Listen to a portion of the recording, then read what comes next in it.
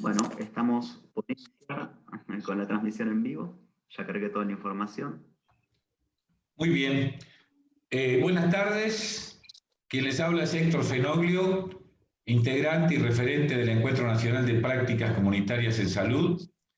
Y hoy vamos a hacer una actividad, una charla sobre la peste y el manicomio en esta situación en la que estamos atravesando, que es la situación de la cuarentena en primer lugar, pero sobre todo la pandemia, que, como todos sabemos, está atravesando ya los muros hace rato, y bien digo, de los manicomios, y se presenta una situación desoladora y terrible, dado que la dificultad que se plantea ahí del cuidado e incluso básicamente la desidia por parte de los responsables del gobierno de la Ciudad de Buenos Aires, en especial, sobre los manicomios aquí en Buenos Aires.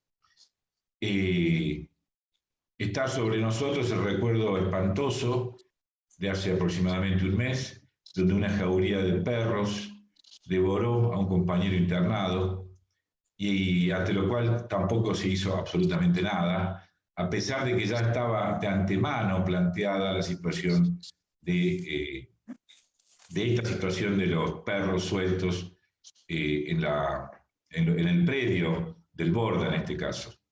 Pero todos los manicomios están en la misma situación. El Moyano, el Tobar García y otros, y de otros lugares del país, donde, bueno, no queremos ni vamos a dejar que esta franca conculcación de los derechos humanos de los compañeros internados e incluso de los compañeros trabajadores siga adelante, con lo cual desde el encuentro de prácticas comunitarias en salud vamos a hacer todo lo posible para luchar contra esto. Por eso hoy hemos convocado a compañeras y compañeros trabajadores y que conocen la realidad y la situación de los manicomios, para que empecemos a poder debatir y plantear un poco las ideas al respecto y las medidas posibles y de lucha y de reclamo y de denuncia al gobierno de la Ciudad de Buenos Aires y a cualquier otro gobierno de cualquier otra provincia o incluso nacional que no contemple las medidas necesarias para el cuidado y la salud de nuestros compañeros internados y trabajadores de todo tipo en los hospitales neuropsiquiátricos.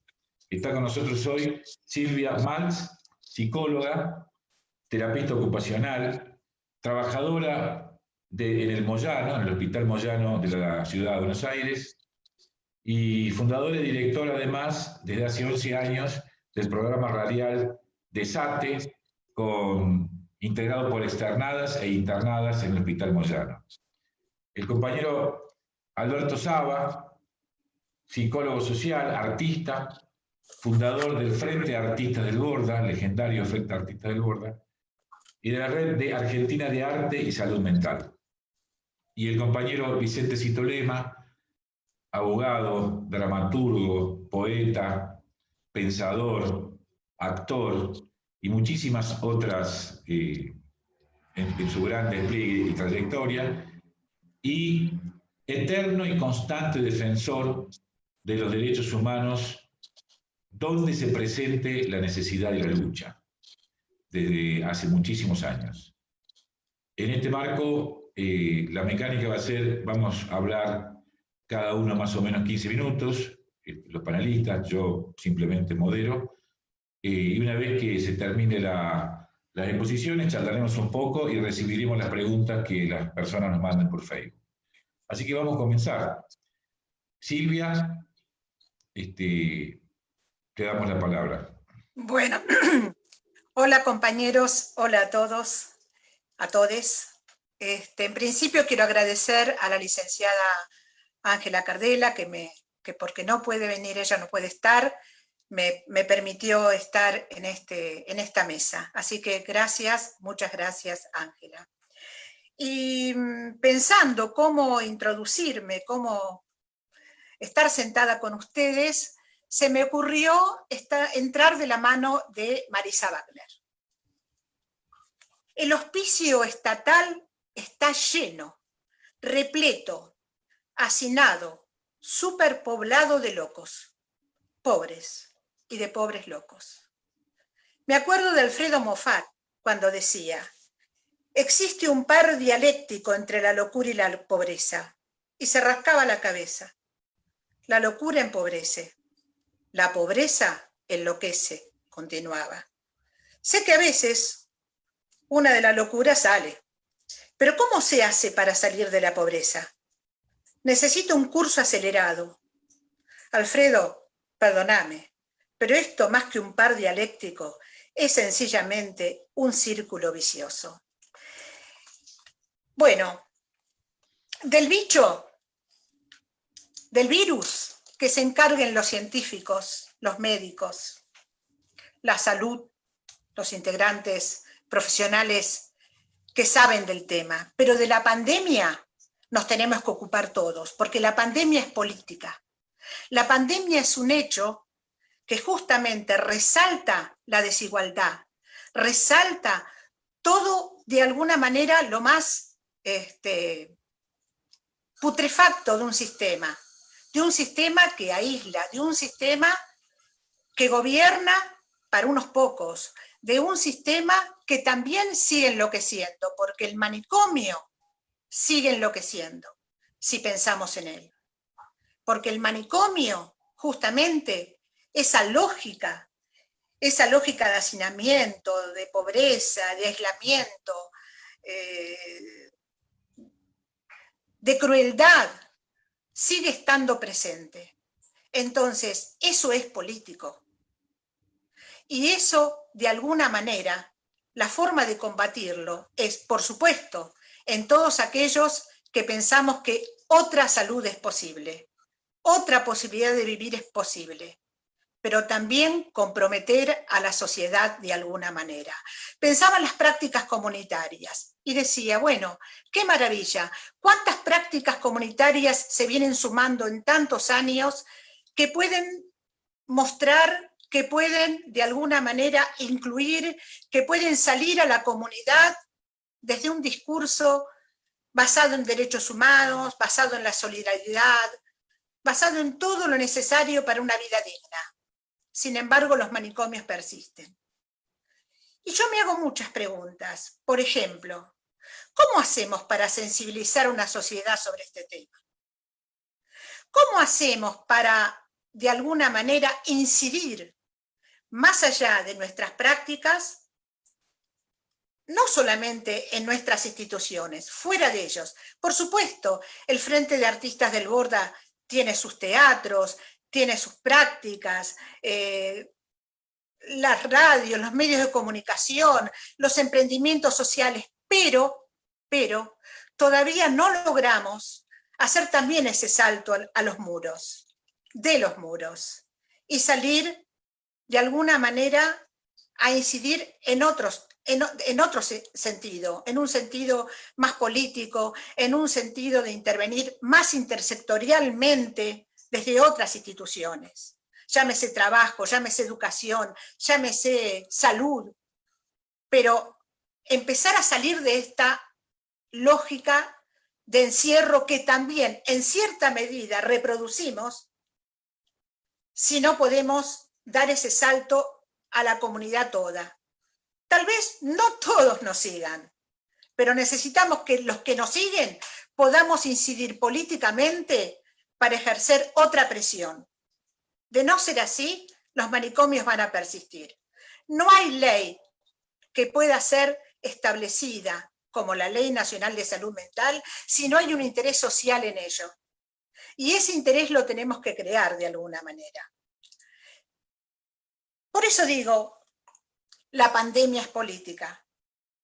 Por eso digo que en estos sistemas liberales, en todo caso, se agudiza aún más, ¿no es cierto?, la perversidad de modelos de salud que solamente lo que hacen es ajustar, cuando en realidad necesitamos inversión, sumar, crear, pero justamente el liberalismo no se encarga de eso. El liberalismo se encarga, por ejemplo, sin ir más lejos, en su momento, en el Hospital Moyano, donde yo trabajo, de entregar, en principio, barbijos agujereados, de no llegar con los insumos suficientes, de tener que fabricar los tapabocas para las mujeres internadas, que son 600 mujeres internadas, con recursos de los sistemas de rehabilitación, trayendo telas, trayendo remeras, donde las enfermeras y los enfermeros pueden ayudar a construirlo, pero del Estado, ni uno. Ni uno. Entonces, bueno, digo, el bicho circulará, infectará. Pero ¿quiénes están realmente en condiciones de poder restablecerse, de no morir en los hospitales? Los que tienen más recursos, los que tienen no solamente recursos en cuanto a lo económico, a las obras sociales, a acercarse, a tener un sistema que avale y una sociedad que aloje. Justamente el manicomio es el desalojo social. Es el lugar donde los derechos se pierden, y donde los derechos se pierden no se puede hablar de salud mental. Elemental. Entonces, si tenemos que pensar en el Hospital Moyano, tenemos que pensar también en lógicas que se unen por ser locas, llamadas locas, por ser pobres, llamadas pobres, y por ser mujeres. Es un combo insoportable, porque ahí donde uno se encuentra en esa condición, hay menos posibilidades de poder incluirse socialmente. Sin ir más lejos, cuando pensamos en mujeres, ¿qué pensamos? Pensamos que no están en condiciones de ser madres, me refiero a las mujeres internadas, por ejemplo, que son madres. Entonces, bueno, como son madres y tienen hijos y no están en condiciones, tampoco están en condiciones de vivir en familia, menos de conseguir trabajo, menos dedicarse a lo doméstico. Son variables que juegan. No digo que sean definitivas para que se queden ahí, pero que juegan por esa condición de mujer para que persistan, para que sean miradas con esa mirada juzgadora, inquisidora, de que no cumple con esa función social, buena madre, buena doméstica, buena reproductora de familia. Ese estigma persiste, aunque obviamente por tantas luchas de las mujeres, ¿no es cierto? Y por tanta, de alguna manera, ejercicio de la vida militante de las mujeres para con sus derechos, también va cambiando, todo va cambiando, pero el manicomio sigue estando. Ese es el punto. Yo pensaba, tenemos un Ministerio de la Mujer. Bueno, ojalá se ponga activo. Tenemos la Ley Nacional de Salud Mental, pero no se implementa. Entonces, hay un montón de recursos que quedan en la letra. Porque si las políticas no se implementan, son letras. Letras que tratamos que no mueran. ¿Y cómo no mueren? Con nuestras prácticas comunitarias, con nuestras prácticas en salud. Con sacar la voz, la palabra, los actos, el arte, el trabajo posible de esta población a la comunidad. Bueno, de eso se trata, justamente de ese lazo. Y ese lazo social no es sin reciprocidad. Si no hay reciprocidad, si no hay ese vínculo con el otro, con el prójimo, ¿de qué lazo hablamos? Bueno, son preguntas, siempre quedan preguntas. Y en estos momentos, para mí, la gran pregunta es, seguro que vamos a salir de la pandemia, pero ¿cómo salimos del manicomio? Los abrazo. Muchas gracias, Silvia. Muchas gracias. ¿Cómo salimos del manicomio? Alberto. Sí. Adelante. Bueno, yo tomaría esto que decía Silvia de la política, lo político, ¿no? Yo soy un militante político, he militado en el socialismo, en el trotskismo, y creo que el título es La peste y el manicomio. Yo creo que las políticas capitalistas o los sistemas capitalistas son la peste. Esa es la gran peste. Permanente, hoy es la pandemia, pero hubo muchas otras pestes.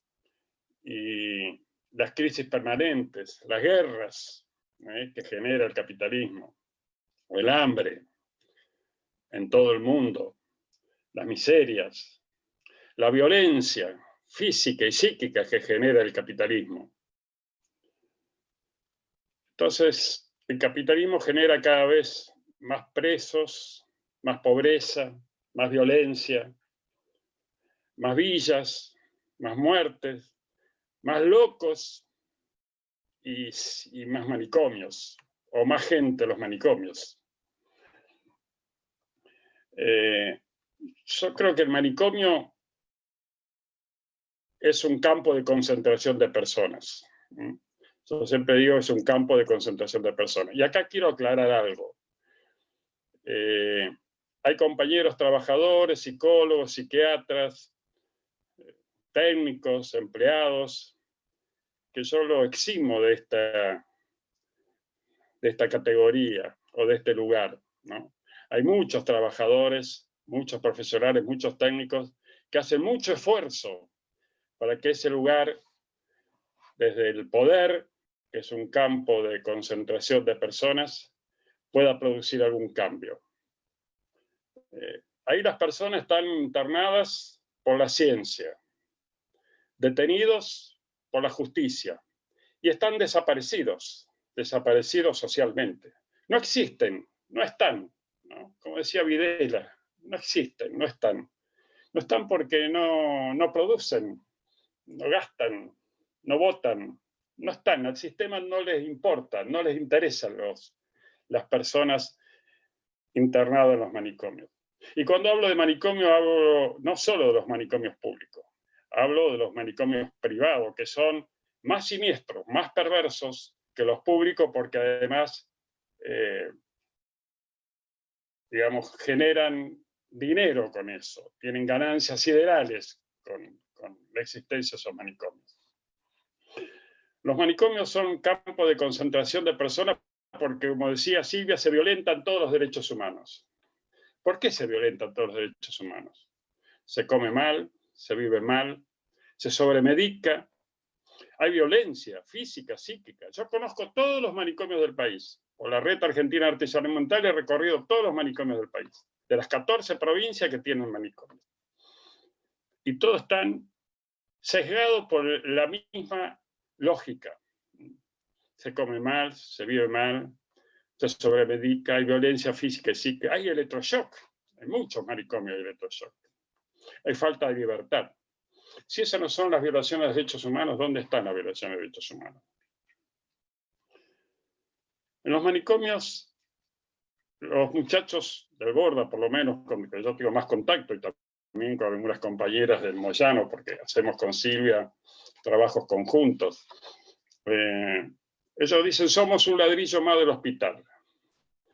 Pichón Rivière dice, o sea, uno para que sea persona, sujeto, tiene que tener la capacidad de pensar, sentir y hacer. El manicomio te destruye, te dinamita, te bombardea diariamente por esas violaciones de los derechos humanos, esta capacidad de pensar, sentir y hacer. No son más personas, son objetos, son otros ladrillos del hospital. Entonces, los manicomios es un cachetazo a la dignidad de las personas. No debe existir el manicomio. Hay una ley nacional, hay experiencias comunitarias, Silvia también lo marcaba ahí, que muchos experiencias comunitarias sin recursos. Por ejemplo, la experiencia del Frente de Artistas, todos sus coordinadores no cobran. El Estado no da dinero, la dirección, el hospital no da recursos. El Frente de Artistas del Borda, por ejemplo, no existe para la institución, no somos parte de la institución.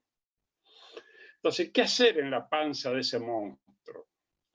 Primero, mi posición es que hay que cambiar el sistema. Mientras siga existiendo este sistema capitalista, va a ser muy difícil que cambiemos esta lógica manicomial de estos manicomios. Pero mientras tanto, ¿qué? La experiencia nuestra es desde el arte, ¿no? Pensamos que el arte puede ayudar a esos procesos de desmanicomialización. ¿Qué es la desmanicomialización? Hay experiencias en el mundo. Empezó en Trieste, muchas personas, muchos compañeros ya saben, pero sintéticamente la experiencia de Trieste en Italia, que empezó en la década del 70, es el cierre progresivo del manicomio. Es la desmanicomialización, es no al manicomio. No se cierra el manicomio de un día para otro. Tarda años. Y el Estado establece un sistema comunitario. A medida que se va cerrando el manicomio, el Estado garantiza la atención de ese sufrimiento, de ese padecimiento mental, como se dice ahora, la creación de centros de salud mental en los hospitales generales, con internaciones muy cortas. Yo estuve en Trieste hace algunos años atrás. 13 días era el promedio internacional. El Borda son como 15 años el promedio. Quiere decir que hay gente que entró hoy y hace 40 o 50. Yo he visto morir muchos compañeros. Jacobo Fickman es uno de los muertos del manicomio. Seguramente Citolema lo va a hablar sobre ese tema. Entonces, el Estado debe garantizar la atención del padecimiento mental con la creación de centros de salud mental. Debe garantizar, como garantizó en Italia, la vivienda.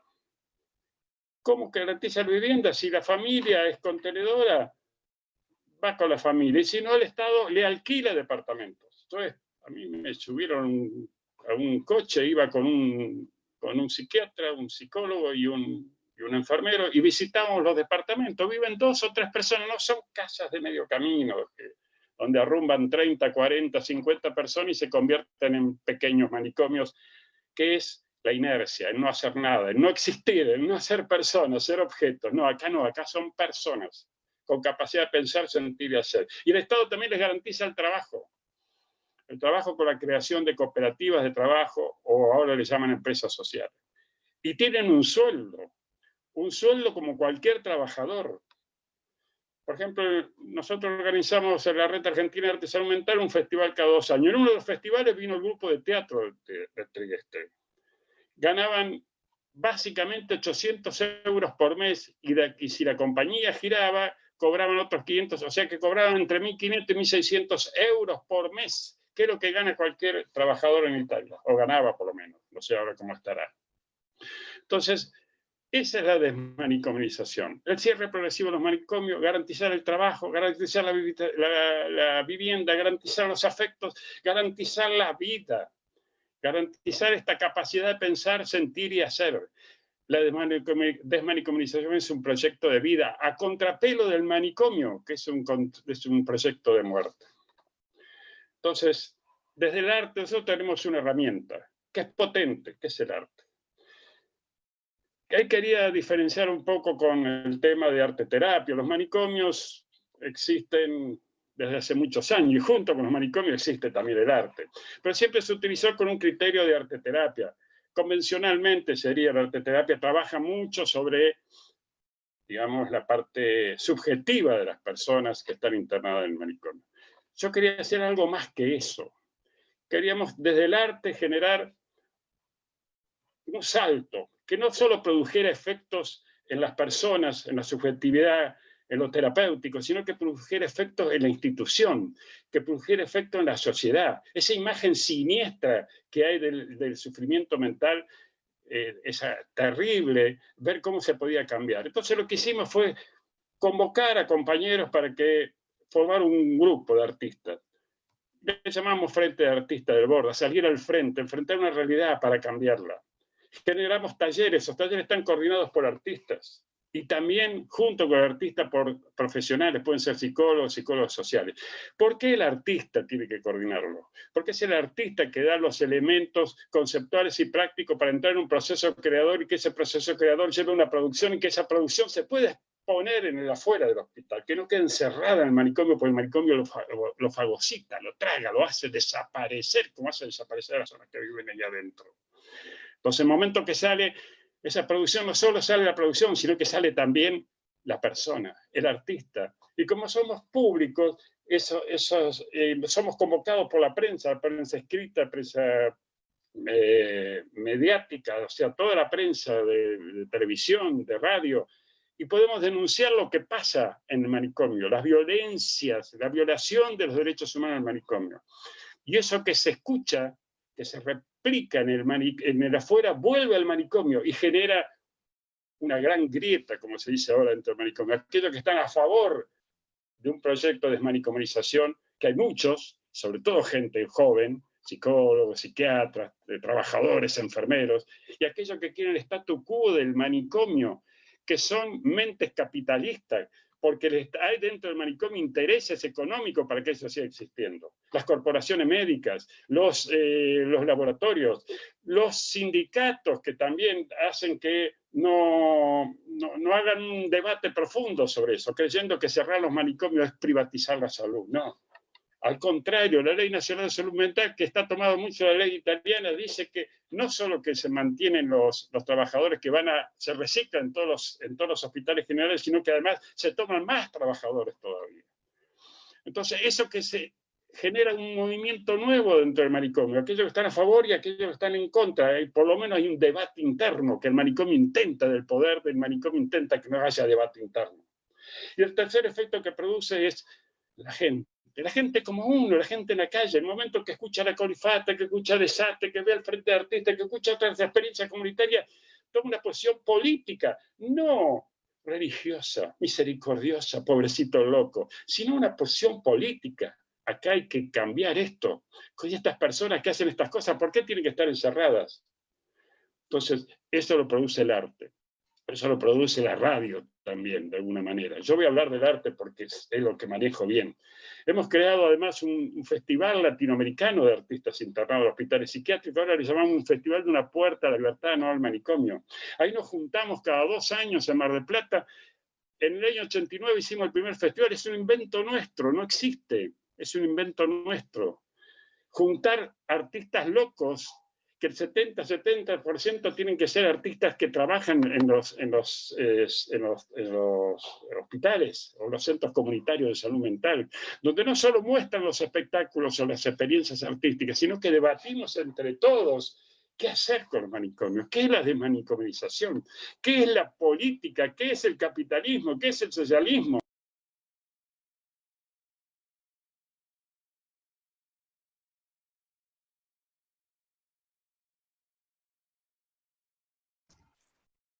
Alberto está sin micrófono. Alberto está sin micrófono.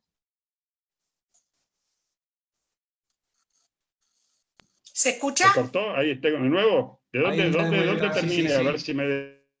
¿Dónde estoy? Hola. Sí, acá estamos. ¿Te Arrancá escuchás? de vuelta, no hay problema con lo... Fueron 2 minutos nada más, un minuto nada más.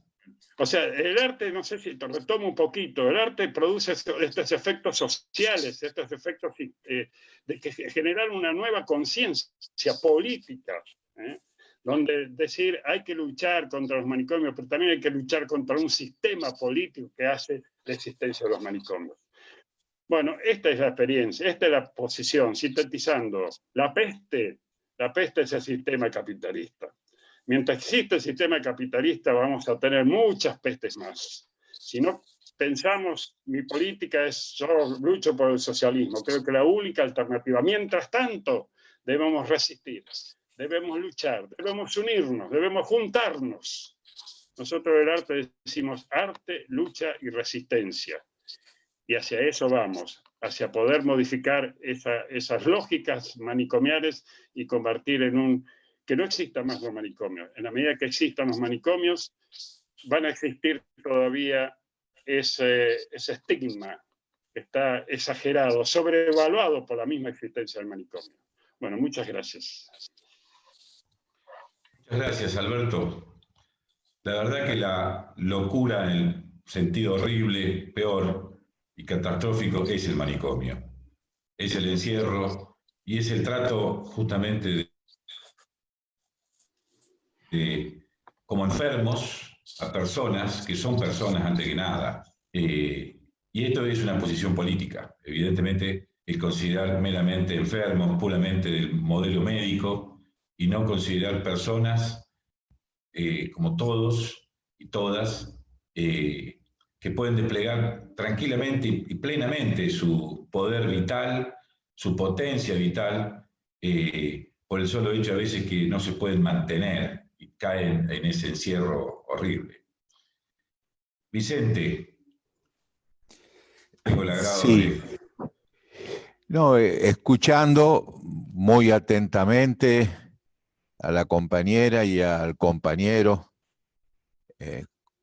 estoy en una etapa de mi vida en que, insisto, me importa más que escuchar, me importa más, sí, la escucha que tratar de dar respuestas a las cosas. Por eso, y siempre en un afán de condensar el tiempo, y además porque lo siento así, diría que quienes hablaron también lo hicieron por mí, porque me siento reflejado en todas las cosas que se han dicho.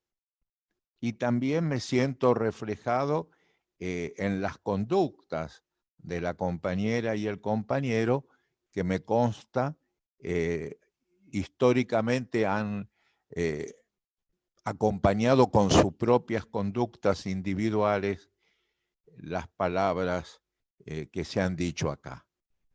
Es decir, ya tenemos como un orden desde donde partir para lo poco que pueda agregar. Tal vez algunas más específicas desde el campo de los derechos humanos. Por ejemplo, desde mi propia experiencia de vida. Yo ya en la década del 60, ya son muchas décadas atrás, desde el 60, que trabajo en el campo de los derechos humanos, y también que he presentado recursos, denuncias en relación a la vida en el hospital psiquiátrico, a la vida llevada a un grado de humillación constante, que es la vida en los hospitales psiquiátricos, y lo he hecho en distintas épocas. He conocido prácticamente desde la vida en el hospital psiquiátrico, lo que sucede allí. He visto cómo los gobiernos se han manejado en relación a estos dolorosos temas.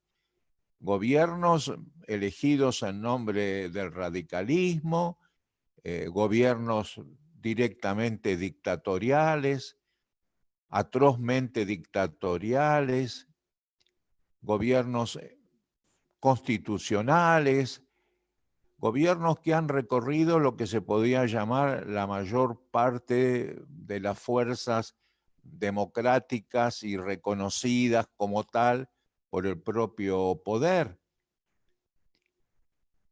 Y desde ese lugar puedo atestiguar, son más de 50 años, que la violación de los derechos humanos ha sido constante, única en su monstruosidad.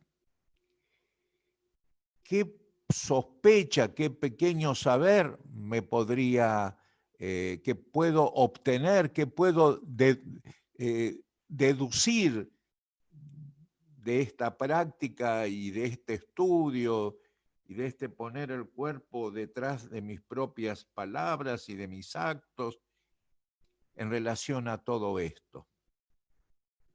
Que en el fondo de la cosa no cambió nunca.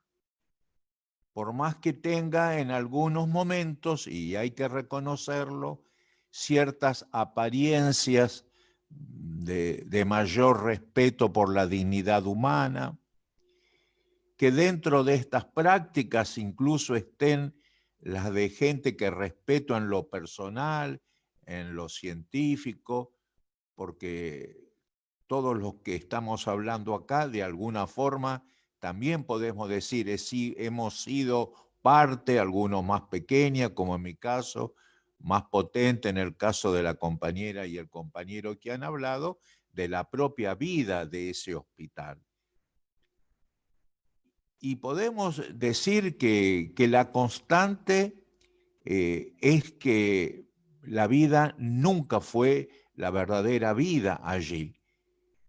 Quiere decir que habría algo que une todo lo que pasó allí y supera incluso, insisto, con la presencia de maestros de todos nosotros, como es incluso la figura de Enrique Pichón Rivière, que también fue parte de ese hospital.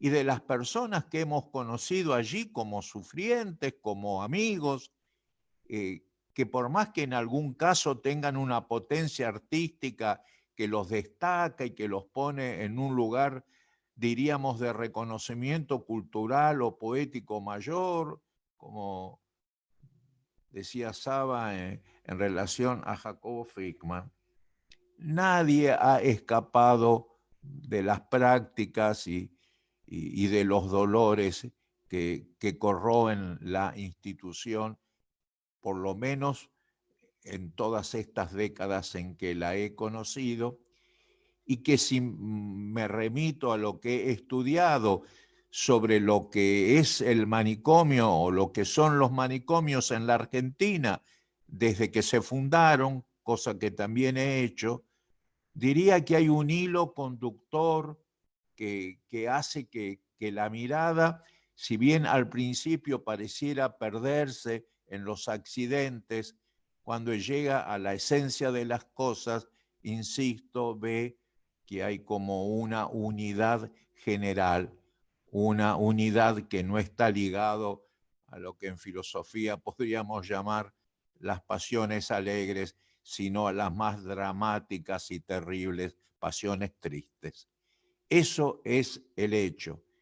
Y me permito incluso decir que desde la fundación, el manicomio de la ciudad de Buenos Aires, donde están internadas las compañeras mujeres, ya nació con una marca todavía más atroz, porque el hospital de mujeres nace incluso con la prohibición de que los médicos psiquiatras, casi como una burla lo que digo, para bien y para mal, les estuviera prohibida la entrada.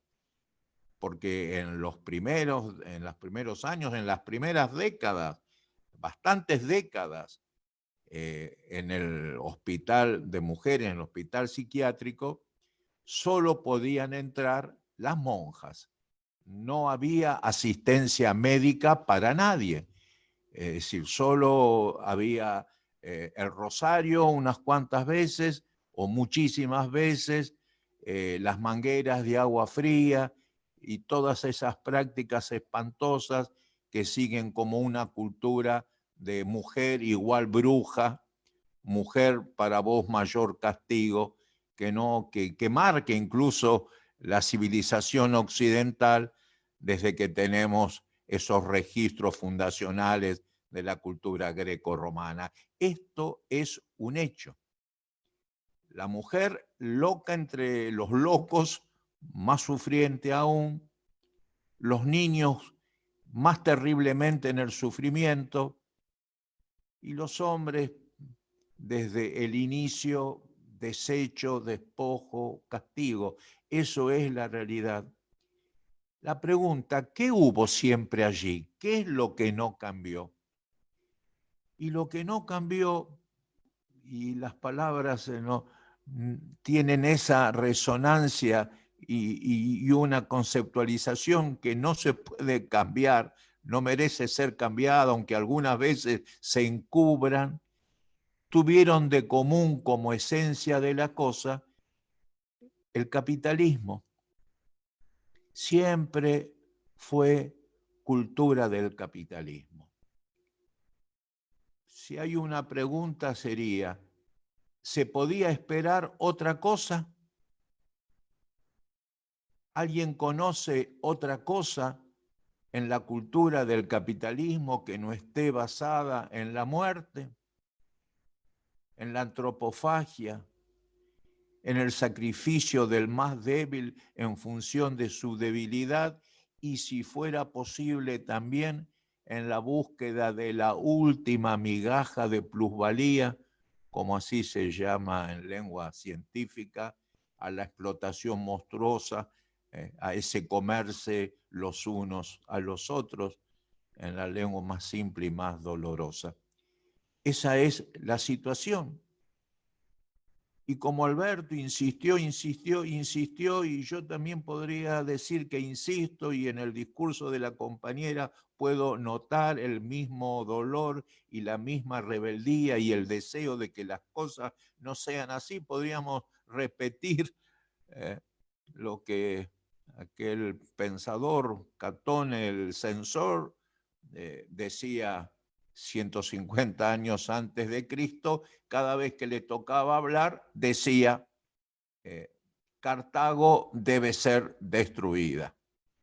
Y no había vez que no le tocara hablar en público que no empezara su discurso y no lo cerrara diciendo, Cartago debe ser destruida, que era para él el símbolo de que había que terminar con algo definitivamente para que la vida, por lo menos de alguna forma superior, pudiera ser construida.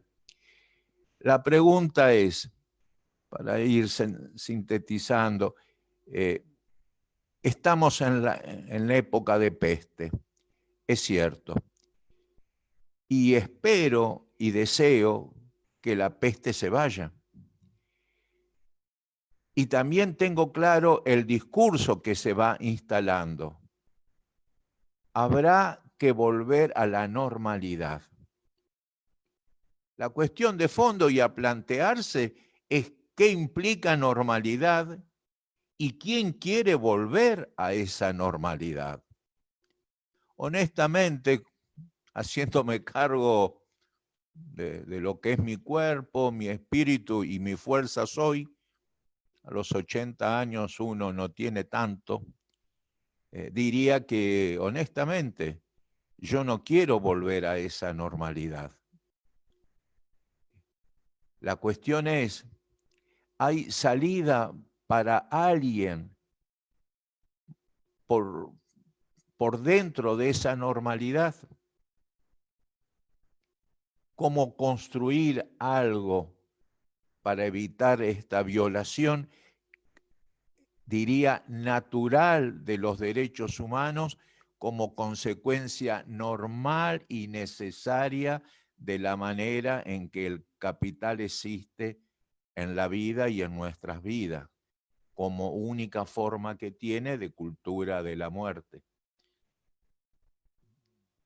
La guerra es eterna entre la luz y las tinieblas, dicen filósofos y poetas y antiguos músicos como Mozart.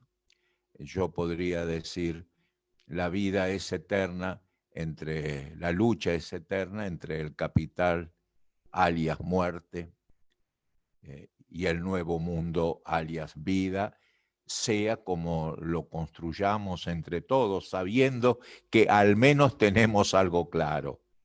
No queremos la normalidad de la muerte, porque en esta normalidad, con seriedad, no se puede pensar en una vigencia plena de los derechos humanos en ningún ámbito.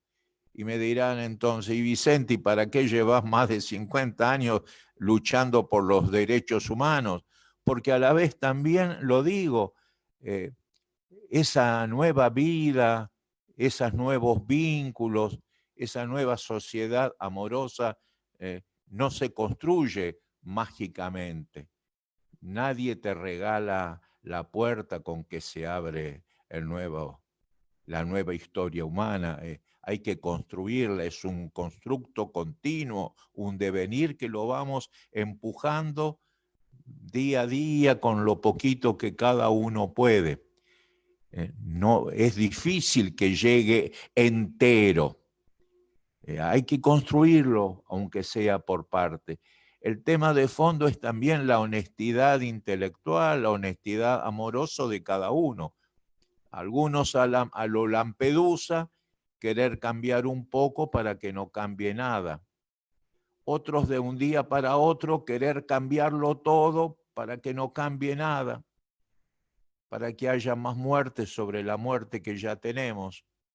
Y otros en los que humildemente me inscribo es tener la paciencia, la persistencia, el coraje de ser parte, cada uno de nosotros, humildísima parte de construir esa otra sociedad donde los manicomios, pero realmente no tengan estado de ser, porque la vida no los necesita. O sea que a no bajar los brazos, a seguir denunciando todo, a seguir construyendo cada uno con lo que puede una mejor vida, aún sabiendo que esa mejor vida no se construye especialmente entre los que sufren los más fuertes dolores sociales dentro de este sistema. Pero ¿cómo negar al que está sufriendo mucho la fraternidad, el ponerse a su lado? No digo para que deje de sufrir, porque en el capitalismo sería una contradicción. Es una cultura del sufrimiento, especialmente, insisto, para los más débiles. Pero aún así, una pequeña esperanza humana planificada habrá que hacer con conciencia de que el todo es lo único como que definitivamente para los que creemos en que habrá otra historia, habrá otra normalidad, apostamos a seguir haciéndolo. Y termino con un pequeñísimo texto que escribí en estos días. Se llama Denuncia apestada. En una realidad cortada a cuchillo, denuncio y me hago cargo. El virus de la peste entró a patadas y señorea. También la peste tiene música bajo los altos muros en el manicomio cerrado de la ciudad.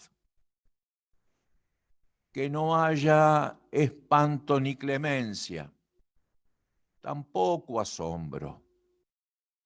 La locura ya fue nombrada muerte y huele fuerte.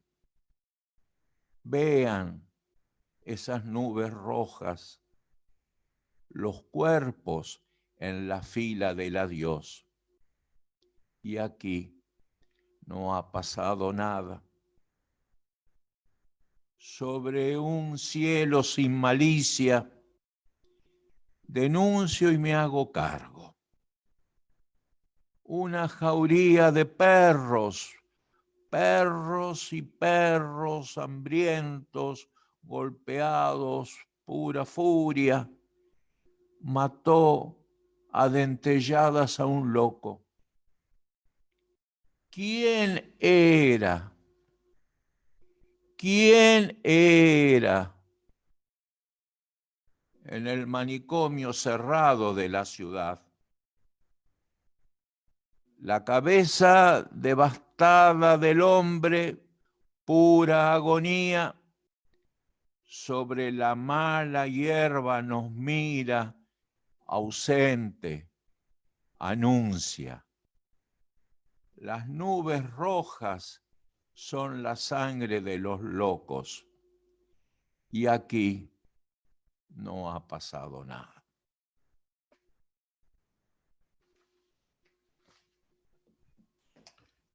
Muchísimas gracias, Vicente. Muchísimas gracias. No sé si quieren agregar algo o preguntar algo a lo de la mesa. Si no, tengo algunas preguntas que han hecho ya compañeros desde el Facebook. Poné el audio, Silvia, está sin audio. Ah, sí, así, ahora sí. Perfecto, ahora sí. Yo quisiera tomar dos cuestiones que me parecen también centrales, ¿no? A partir también de lo que marcó Alberto. Referida en principio a quienes quieren, a quienes necesitan sostener el sistema manicomial. Esta es una pregunta que la tenemos que interpelar no solamente en los manicomios, sino que lo tenemos que interpelar en todos los ámbitos de la sociedad, en el Congreso, en la legislatura, en nuestro discurso cotidiano, porque aquí donde se juegan los intereses de las clínicas privadas, por ejemplo, que uno los ve claramente, cuando salen del hospital no van en general a sus casas, muchos de ellos, o las grandes altas que se dan, como ha pasado en el Borda, que terminan en clínicas privadas de los mismos profesionales que trabajan ahí, los dueños de las corporaciones médicas, como marcaba Alberto. Ahora, siendo tan costoso como es mantener este sistema, ¿no? ¿Quiénes se benefician? Los pacientes no. La comunidad tampoco. Pero hay otra cosa que también interrogo, ¿no? Que es la cuestión de la xenofobia. Es decir, de esa cuestión que la sociedad toma como extraño y que no podemos, de alguna manera, interpelar con nuestras prácticas qué es lo que tenemos que hacer. Es extraño que es ese que habla distinto, que piensa distinto, ¿no es cierto? Y que entonces no podemos estar con él. Tenemos miedo de que esa extrañeza que vemos ahí nos devuelve el espejo del cual nosotros también podemos enloquecer. Eso también hay que combatirlo, porque son estigmas, son prejuicios. Pero yo pensaba, jocosamente, entre comillas, a estos que se le llaman personas con trastornos del lenguaje. ¿Acaso no tuvimos un presidente hace poco con trastornos del lenguaje? Y no estuvo internado en el Hospital Borda. Sin embargo, cuando fue jefe de gobierno, llevó a la policía a reprimir a los pacientes, a reprimir a los trabajadores. Y esto no hay que olvidar, porque eso es parte del manicomio, que tiene que ver con esa violencia ejercida en estas instituciones. Entonces, nuestras prácticas comunitarias que tratan de llevar otra voz, que a través, por ejemplo, de la radio, en donde tantos programas nos transmiten y donde los oyentes escuchan a mujeres que piensan, que sienten, que se comprometen con su actividad, con la tarea, ¿no es cierto? Entonces ahí se puede pensar que tenemos cosas para decir y cosas para hacer, pensar, sentir, hacer, fuera de esa lógica de encierro, traspasando esos muros a través de la voz. Hay muchas experiencias y tenemos que decirlo, hay muchas, cada vez más. Yo pensaba, por ejemplo, la experiencia de PREA, tantos años que PREA lleva desde el hospital, casas donde no son de medio camino, sino que son lugares donde viven las mujeres una vez que salen del hospital y viven su vida. Pero para eso se necesita no solamente dinero, interés político. Y ahí es donde tenemos que enfocar y ahí es donde tenemos que señalar. Interés político. Sin interés político no hay ley que se pueda aplicar y no hay solución para esta lógica de encierro. Eso es todo.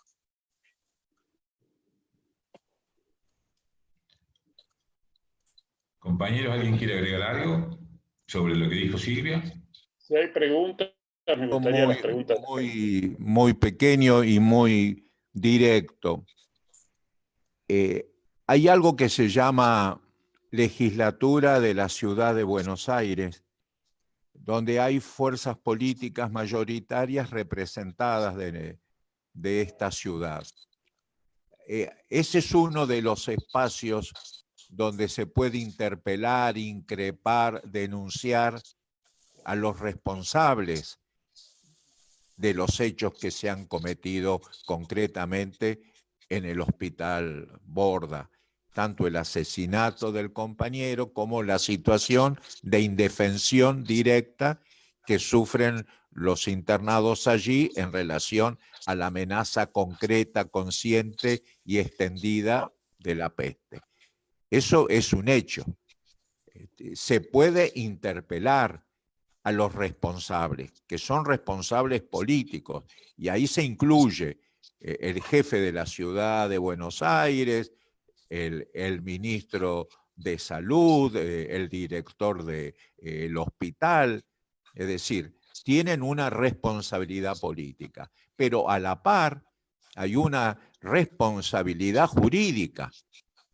Hay una culpa, se verá, o un dolo, se verá en el sentido de la gravedad de los hechos. Hay ya una intervención ante una denuncia concreta de una institución de derechos humanos como el CELS, y todo está silenciado, callado, no llevado a las dimensiones que tienen que llegar. ¿Y por qué? Y entre otras cosas, y me hago cargo de también lo que decía recién la compañera en el sentido de cierto desprecio, fobia, odio al sufriente, tan sufriente como son los internados en los hospitales psiquiátricos, de que a la gente como pareciera que le importa menos, por no decir le importa nada. Y eso hace que exista como un manto de complicidad y de responsabilidad social sobre los hechos.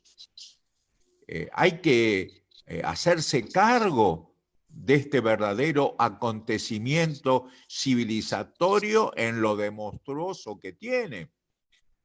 Porque que en un hospital psiquiátrico, espacio de dolor naturalizado, pero suceda algo tan simbólico como es que a un indefenso entre los indefensos lo coma, lo devore, lo lastime, lo destruya, animales,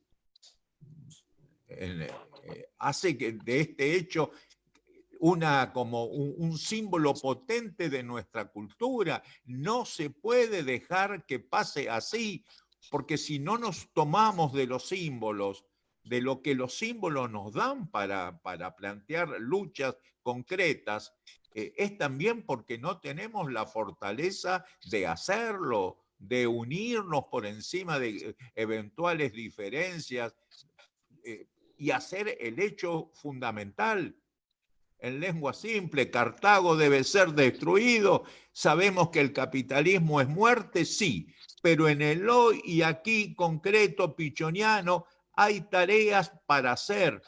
Hay que lograr que en el espacio de las fuerzas políticas que están allí como representación del pueblo de la ciudad de Buenos Aires, los responsables políticos vayan, den la cara, se hagan cargo y que los que impugnan muestren la fortaleza para representar a todos los que sentimos que lo humano debe ser defendido siempre. Es una tarea que no la van a hacer si no los movilizamos, los increpamos, los apoyamos incluso si es preciso, pero hay que hacerlo.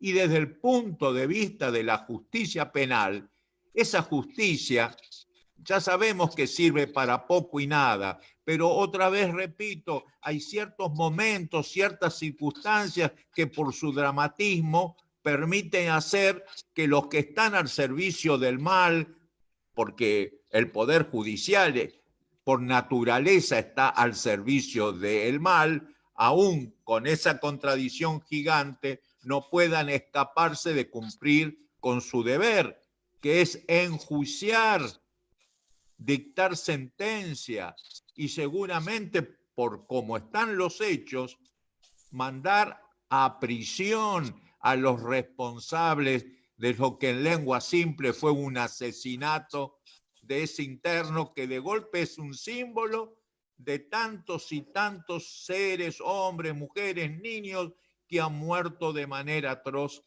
en los hospitales psiquiátricos de nuestro país a lo largo de la historia, de la triste historia de los manicomios argentinos. Gracias, Vicente. Paso a las preguntas. Hay unas cuantas.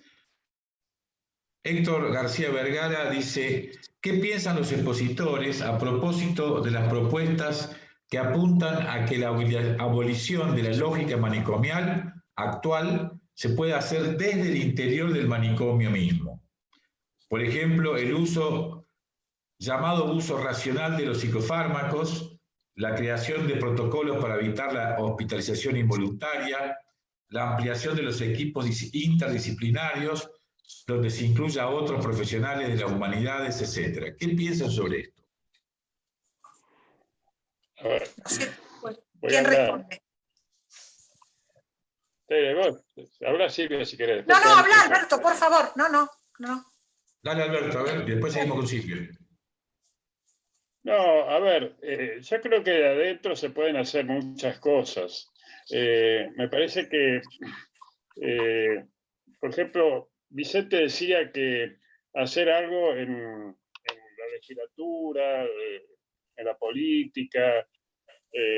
Yo me acuerdo que cuando fue lo de la represión en el Borda, el ministro Montenegro, que era el ministro de Seguridad, creo, del gobierno de Macri, en ese momento jefe de gobierno, se hizo una interpelación. Yo estuve en esa interpelación también. Y hoy Montenegro es intendente o jefe de gobierno de la ciudad de Mar del Plata. O sea, yo creo que el sistema capitalista, el sistema político, hace que acomoden las figuras en distintos lugares y, como dice Vicente, todo se apaga, todo se anula, todo encuentran los mecanismos para que nada funcione, nada cambie. Desde adentro uno puede hacer cosas y se hacen cosas. Hay muchas experiencias en todos los hospitales psiquiátricos. Me parece que yo un día estuve en una mesa donde había distintos grupos que habían hecho experiencia del arte en las villas, en las cárceles, en los manicomios, en los barrios populares, y todos hablábamos maravillas de lo que hacíamos. Y había uno que a mí me despertó mucha curiosidad y además me hizo pensar. Me dice, yo soy villero, yo hice la escuela en la villa, yo hice la secundaria desde la villa, yo estudié arte en la villa, ahora estoy dando clases en la villa. Y todos decíamos, bueno, estamos dando colores al sistema. Me parece que hay que dejar de darle colores al sistema, hay que luchar. Alguien dijo una vez, con la democracia se come, se trabaja, se estudia, se tiene vivienda, se vive. Yo creo que con la democracia burguesa no se come, no se trabaja, no se estudia, no se tiene vivienda, no se vive. Me parece que hay una lucha más política. Mi idea es del socialismo. Yo creo que es la única manera que puede cambiarse eso, desde adentro y desde afuera, con esa actitud. Yo soy optimista, no tengo esta sensación de pesimismo que el capitalismo hace que te segregue, te separe, se individualice y caigamos en el pesimismo. Yo soy optimista porque pienso que la única salida es la lucha conjunta desde una política distinta al capitalismo, y para mí es el socialismo. Bueno, yo quiero agregar algo que me parece importante por la pregunta del compañero. Es cierto, ha mejorado muchísimo la industria farmacológica y los psicofármacos, que mejoran tal vez más rápido y tal vez con menos efectos colaterales, fundamentalmente en lo cognitivo para las personas que deben consumirlo. Es cierto que los equipos interdisciplinarios son fundamentales para poder abordar como lo dice la ley. Pero hay otra cosa que es fundamental. Vivir en un hospital no es lo mejor que le puede pasar a una persona. Lo mejor de la vida no está dentro de un hospital. Lo mejor de la vida está fuera del hospital, en el trabajo, en la cultura, en la sociedad, en la familia, en los nuevos vínculos, en lo que pueda realizar, en las comunidades, en otras prácticas, en otros dispositivos de salud, pero no viviendo en el hospital. El hospital tiene que ser un hospital donde se tiene que ir a atender, consultorios externos, hospital de día si es necesario, o de noche si es necesario, no sé, consultorios, internación si fuera necesario. Pero una cosa es el hospital y otra cosa es el confinamiento a vivir porque no tengo vivienda, porque no tengo familia, porque no tengo lazo con la vida, porque no tengo trabajo. Y eso es otra cosa. Eso no es hospitalario. Eso es manicomial. Eso es encierro. Eso es pérdida de derecho. Eso no. Gracias. Fabiana Ayala dice, ¿cuáles serían las estrategias para cambiar esa supuesta normalidad a la que no queremos volver post-pandemia?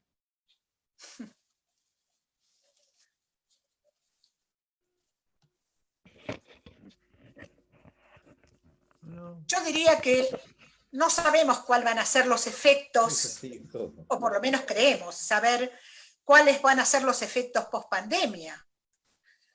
Bueno, lo vemos claramente. Desocupación mayor, problemas de salud mayor, retomar la vida social, ver si podemos volver a retomar los vínculos amorosos. Todo eso en la sociedad será un devenir, será un construir nuevamente. Pero desde lo manicomial, o de lo que nos interesa en este momento, desde esta lógica manicomial, eso decimos, que la pandemia no lo tape. Que la pandemia no obture los derechos humanos, ni obture el desfinanciamiento en salud, y que no obture la posibilidad de salir de este sistema que mata psíquicamente. El virus te mata de una manera tal vez, pero el manicomio mata de otra. Mata la subjetividad, mata el encuentro, mata el lazo, mata la vida psíquica, la vida emocional.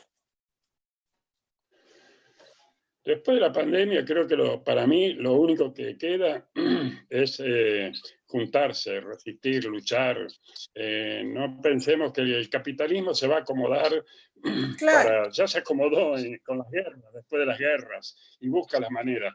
Creo que hay que luchar para que no vuelva el capitalismo. Hay que juntarse, hay que tener una actitud más socialista, más social, más cooperativo, más de no conformarse con una nueva...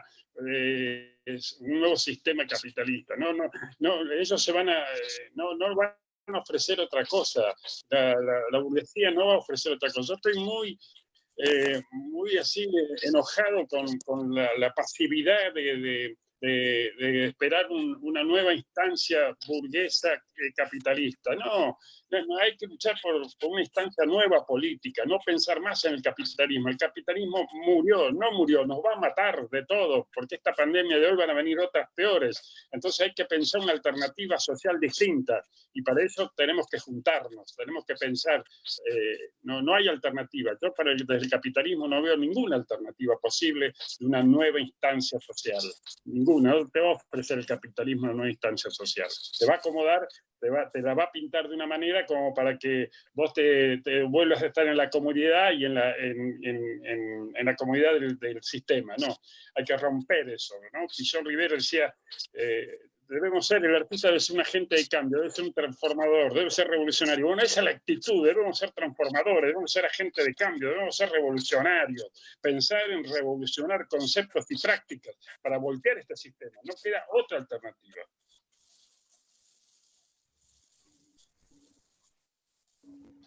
Vicente, ¿quiere decir algo de la pregunta del compañero?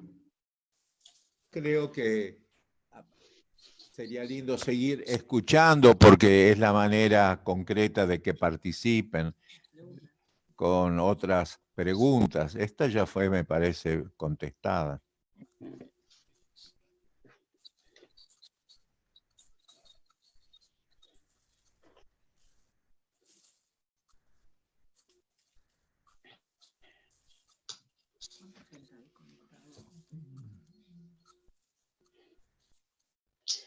Una cosa que a mí me gustaría, por ahí si no hay una pregunta, una cosa que nosotros hacemos dentro del hospital con el Frente de Artistas y con la Red Argentina de Arte y Salud Mental, y creo que también me cabe que lo hacen las compañeras de Desate, es cómo que estos proyectos se hagan con la gente que vive ahí adentro, que no sean bajadas de línea de supuestos saberes técnicos o profesionales, sino hay una idea y vamos a implicarnos con la gente que vive ahí adentro, cómo construimos un proyecto, a contrapelo de lo que es una institución. La institución es vertical, están el director, los directores asistentes, los médicos, los profesionales, los técnicos, y abajo el paciente o el usuario, como se le quiera llamar, que no tiene ninguna posibilidad de modificar esa realidad. Entonces, ¿cómo socializar la operatividad de este proyecto? Que lo pensemos entre todos, los que vienen de afuera y los que viven adentro, y entre todos poder construir algo.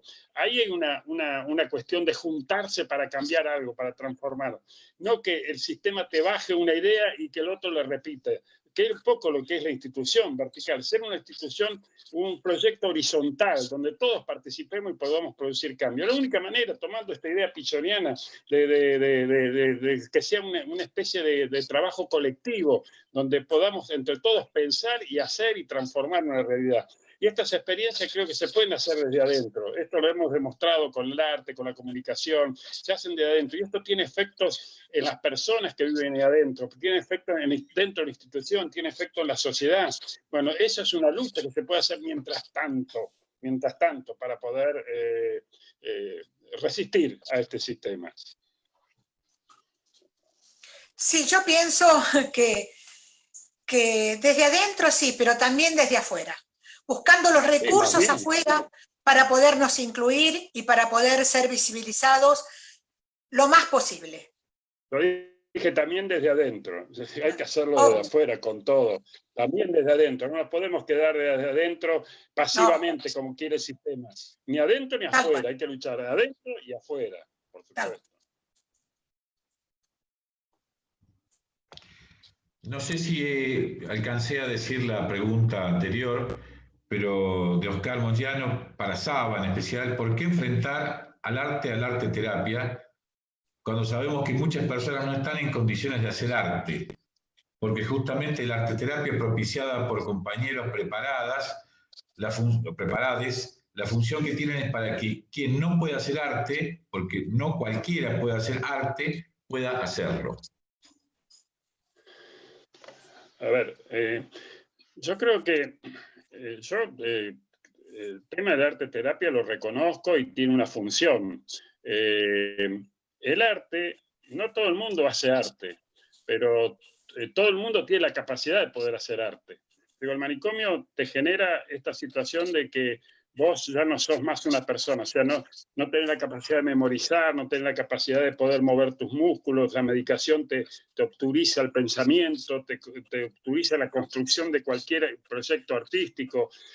Si vos ofreces a esas personas un contexto donde hay una tarea, en términos pichonianos, una tarea artística, lo ubicás a la persona en un grupo donde tenga un proyecto, esa tarea además te forma como conceptual y técnicamente como un artista, y tenés un proyecto de salida, porque el arte lo que hace es justamente poder entrar en un proceso creador, y ese proceso creador llegar a una producción, y esa producción que se muestra, entonces es un proyecto de salida, ahí hay un proceso de desmanicomización. Eso se diferencia de alguna manera con el arte terapia. En términos básicos. Yo creo que ha mejorado, ha cambiado mucho eso, pero por lo menos hacer arte coordinado por artistas, acompañado por psicólogos, porque es el artista además el que conoce los contactos con el afuera, con el director del hospital, con el director de un centro cultural, con el director de un teatro, con el productor de discos o de espectáculos musicales.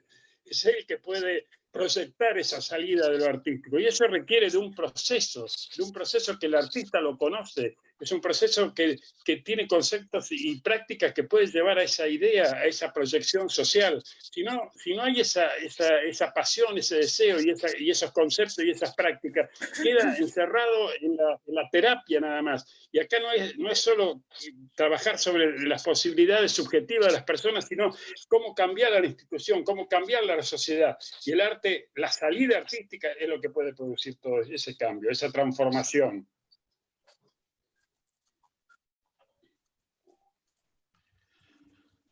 Compañeros, ya estamos llegando casi para el cierre, con lo cual me gustaría que cada uno pueda cerrar sus intervenciones y vamos dando lugar al cierre. Silvia, ¿querés decir tu cierre? Bueno, estoy pensando, ¿no? ¿En cuántas palabras, o cuántos significantes hay que cambiar en esta sociedad para colaborar en poder pensar distinto? Loco no es una mala palabra. Puto no es una mala palabra. Puta no es una mala palabra. ¿Cuántos estigmas hay que empezar y preconceptos de juzgar a las personas moralmente por su condición, por su situación emocional, por su sufrimiento? Hoy lo escuchamos cotidianamente. Esa también tiene que ser una forma de empezar a cambiar. ¿Cuántas prácticas tenemos que empezar a insistir y exigir que se pongan a jugar en el plano político para poder introducir, tal vez no de entrada grandes cambios, pero sí mejorar las condiciones de vida? Porque toda condición de vida mejorada redunda en mejores posibilidades para salir de esta encerrona trágica que es la lógica manicomial. Y también en los discursos. Los discursos son fundamentales. Eso también hay que cambiarlo. Hay que modificarlo en el cotidiano vivir. Es insoportable escuchar insultar a una persona diciéndole loca, o diciéndole puta, o diciéndole puto. Ya resulta insoportable. Y eso es algo que tenemos que empezar a modificar. El lenguaje cotidiano. Gracias, Silvia. Yo para terminar quiero dejar un mensaje esperanzador. Yo soy optimista. Como socialista me considero, o soy optimista en la gente. Creo que la gente va a luchar.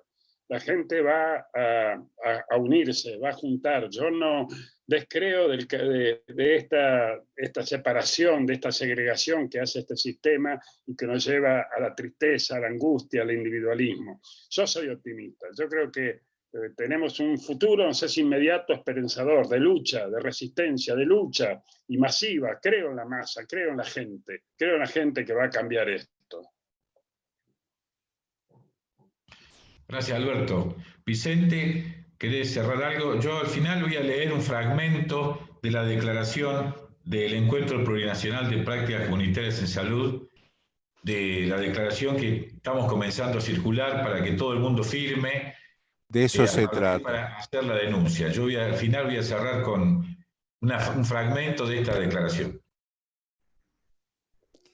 No, justamente a eso iba, a la importancia de lo que podríamos llamar lo pequeño o de un hecho.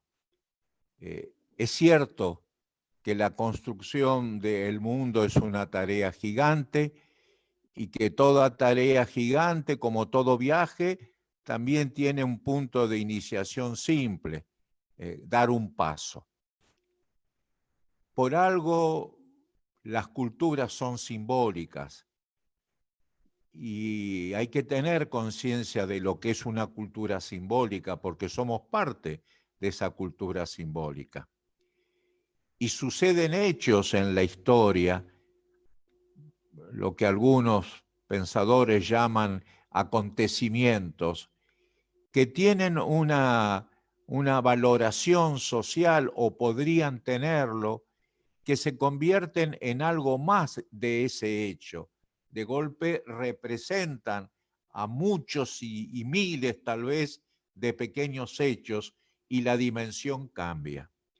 Y hay que tener la humildad, aún en los gigantescos sueños que son necesarios para mirar hacia dónde vamos finalmente. Pero a la vez esa mirada gigante hacia el mañana no nos debe hacer olvidar que cuando se vuelve tan ideal y tan abstracta, a lo mejor también se convierte en lo que Freud llama una ilusión. Es tan gigante la cosa que a la cosa nunca se llega y la cosa no se concreta.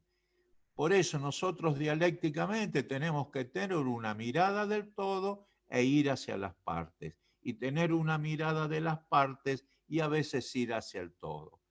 Lo que yo humildemente propongo como parte de este encuentro que convoca a esta mesa y a la declaración que vamos a leer en su fragmento, tener esa idea, que de golpe lo que es particular, lo que es la muerte de alguien, lo que es la terrible muerte de alguien, de golpe vuelve carnal, concreto, cotidiano, se construye un hoy aquí que representa quizás lo otro que en horas y horas siempre necesarias y justas tendríamos que seguir dando para mostrar lo que es la violación de los derechos humanos, la violación concreta en los manicomios de los derechos humanos.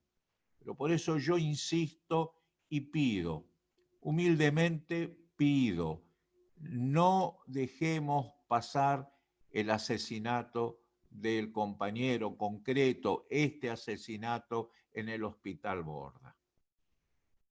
Nosotros como encuentro hemos sacado un documento y sabemos que la fuerza de los documentos es siempre relativa. No hemos nacido a la historia política en el día de hoy.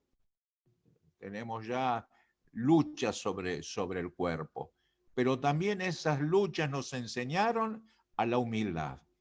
Y en lo humilde y trascendente propongo, insisto, en tomar este caso que desnuda toda la monstruosidad de un sistema, lo inhumano de un sistema, la falta de amor de un sistema, la tortura cotidiana de un sistema.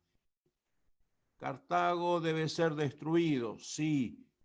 El capitalismo debe ser destruido, sí. Pero en ese camino, el cuerpo del compañero ultrajado, devorado de una forma atroz, llenándonos de sangre a todos, llenándonos de muerte a todos, mostrando lo que es el sistema a todos, a los que lo ven y a los que no lo quieren ver. Yo pido que no lo dejemos pasar tan así. Aún en el conjunto de monstruosidades, esta monstruosidad es un símbolo. Y por eso pido que cada uno en la medida de sus posibilidades nos ayude a divulgar el documento, a tratar que el conjunto social lo haga propio y logremos dentro de lo que podemos lograr el máximo que se pueda lograr. Si logramos que se condene a los responsables del asesinato, habrá algo de dignidad reconstituida a quien se la ultrajaron y se la quitaron desde la muerte atroz toda. Por eso yo pido que luchemos para que haya justicia por el compañero asesinado. Y hay una manera humilde de luchar, es hacer que el documento se conozca, que los que no quieren saber sepan, y que los que no lograron saber los hechos, a lo mejor podamos ayudarlo.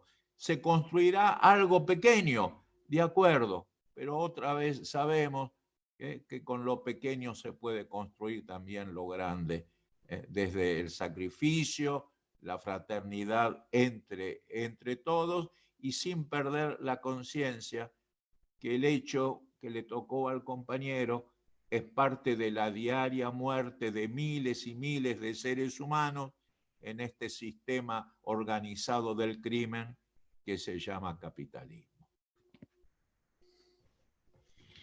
La declaración del encuentro plurinacional, el fragmento final dice así: Jorge Marchesiano, paciente del Hospital Borda, murió tras el ataque de 5 perros callejeros mientras caminaba por el Parque del Nosocomio. Fue trasladado al Hospital Pena, pero ya era tarde. Falleció pocas horas después de su internación. Una muerte evitable.